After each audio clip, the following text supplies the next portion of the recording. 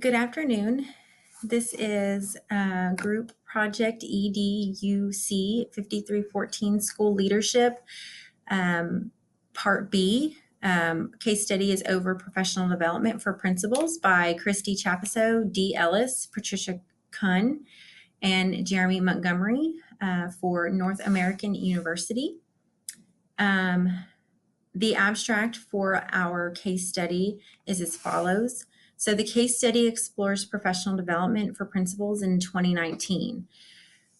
Research was conducted by reading published studies and by creating and disseminating our own survey. We utilized a questionnaire and asked the principals to which we have access to if they would partake in our survey. The completion of our created survey netted some expected as well as some unanticipated results. The following information describes who we interviewed and what we found and how it matched up or didn't match up with some of the current published studies.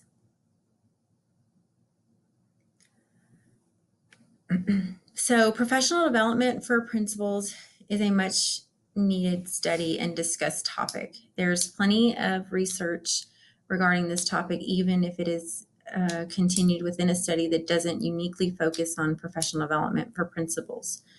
Many studies discuss the job of principals in its entirety, while we focus primarily on professional development. We asked some additional questions in order to specify the environment in which the principals work and how long they have worked as principals.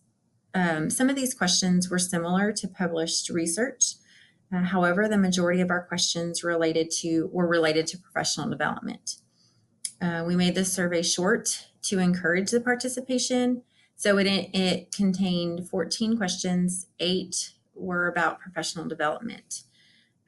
We are very aware of how busy all of our principals are, especially this time of year. The next topic of discussion will be background information. Thank you. Okay, I'm going to talk about the background information of our principals that we surveyed and the community in which they work. We surveyed 19 principals in 4 different schools in 4 different school districts, and the principals that we surveyed were from all levels, K through 12, so elementary all the way through graduating seniors in high school. The majority of the principals that we interviewed or surveyed were from secondary, so 10% in the junior high, grade levels 6 through 8, and 63% in the high schools, grades 9 through 12. Only about 30% are working in elementaries. The majority of the principals surveyed have actually been principals for 6 to 20 years, which was unexpected because according to most published research, the majority of principals have worked for 5 years or less as an actual principal. So we were surprised to find that. About 17 have, well, all of them obviously have obtained their master's degree, so all 19, but 2 have their doctorates, and then 2 additional are working on doctorates, and 1 will be conferred next month in May.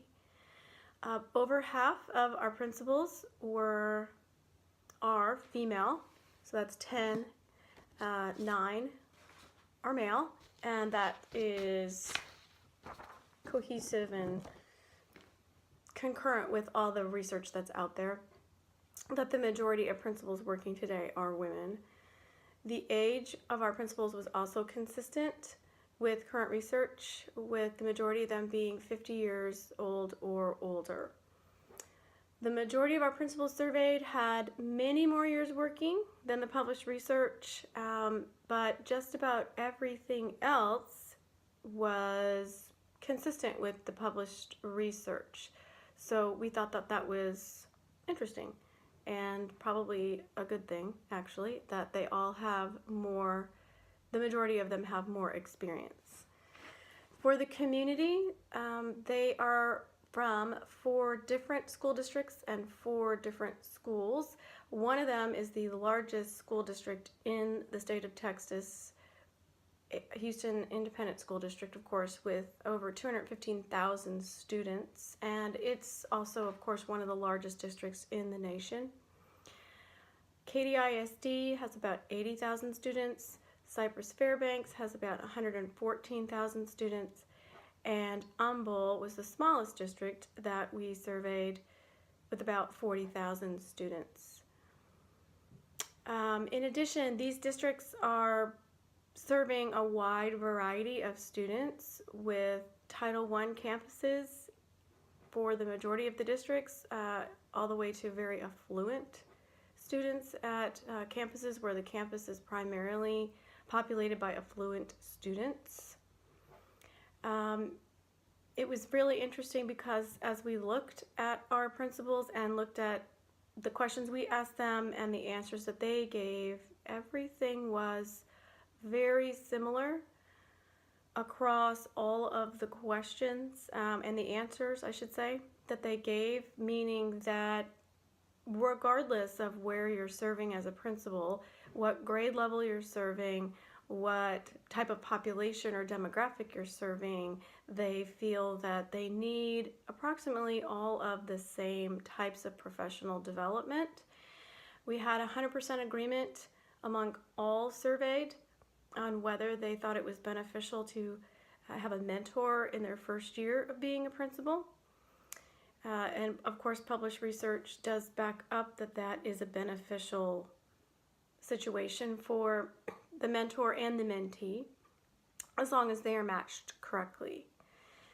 And I think that that is about it for the community and for the background information. Thank you, Patricia, for your detailed information on the background and the community of our case study. My name is Dee Ellis, and I will be responsible for the school aspect portion of our case study. We surveyed many principals, as you know, that work at every level of education, from the lower level, elementary, to middle school and high school. An overwhelmingly majority of the principals we surveyed were responsible for over 450 students at some point, either in the past or presently. The amount of staff that each one is responsible for was more widely dispersed. About 25% of the principals served are responsible for 21 to 30 students and over 40 teachers. Approximately 20% of the principals surveyed reported being responsible for 15 to 20 teachers and 31 to 40 teachers. So a majority of the principals were responsible for more teachers. They had a lot of work on their hands. We have some busy principals. Research shows that principals spend a considerable amount of time completing paperwork, which is true. If you think about it, they have to do observations for each teacher. 3 observations per year for each teacher. So if you have 40 teachers and 3 observations for each, oh my gosh, that's what, 120 observation paperwork that you have to do on top of everything else. So very busy principals. That's a lot to handle. Our surveyed principals, over 70% reported that the professional development sessions that they find most helpful deal with teacher evaluations. The second most chosen professional development topic at almost 65% deals with the best practices. Considering the amount of staff and students that each of our surveyed principals is charged with, the choices make sense and resonate with the challenges and responsibilities of each principal. They have a lot of responsibilities, not just with running the school, taking care of everything, making sure everything is placed. They are responsible for everything. The students, the teachers, the paperwork, the test scores, everything is on them. They have a lot to handle. They have a lot to take on. Bless their hearts. My next part I'm going to talk about is significant persons. To clarify, when I say significant person, I am referring to a mentor for principals their first year. In our surveys, we asked the question, is it beneficial to have a mentor as your first year of a principal. And 100% of the principals said yes, it was very beneficial. They all responded with the same answer because they find so much support in the principal community and the education as well. There have been many articles written on the subject and the topic and is studied as well. Many people in educational leadership believe that having a mentor is essential to a successful first year as a principal, in addition to crediting mentorship with the retention of principals as well. Because we all know what it's like as a first year teacher to go in it by yourself. I don't know if it's everyone, but I have a mentor, and I don't know if I could have survived without her my first year, because you're going into something new, and they throwing you in there, and pretty much it's all about test scores. So on top of that, you're just by yourself. So having someone to just say, just breathe, it's going to be okay, lead a path for you to follow is very helpful and beneficial. So, because principals are very busy. So while many principals report having a mentor relationship which developed informally, the true benefits of mentorship will only be realized when the relationship is intentional, meaning that the mentor and the mentee are matched with each other based on mutual compatibility and there are specific expectations attached. Which I agree with this, because not me personally, but my mentor had 2 other teachers, and so the compatibility was not there. It was just a horrible match. They didn't work out. If she was very beneficial to me, but for the other 2 ladies, they just put them together. The group just put them together. They didn't talk about it. They didn't say what they needed, what they were looking for, and it didn't work out. So I do believe compatibility is very important when you put your principal with a mentor. The relationships are supportive, they're enlightening, and they're helpful. While all of our principals reported that having a mentor during their first year as principal was beneficial, only approximately 36% reported currently serving as a mentor to another principal.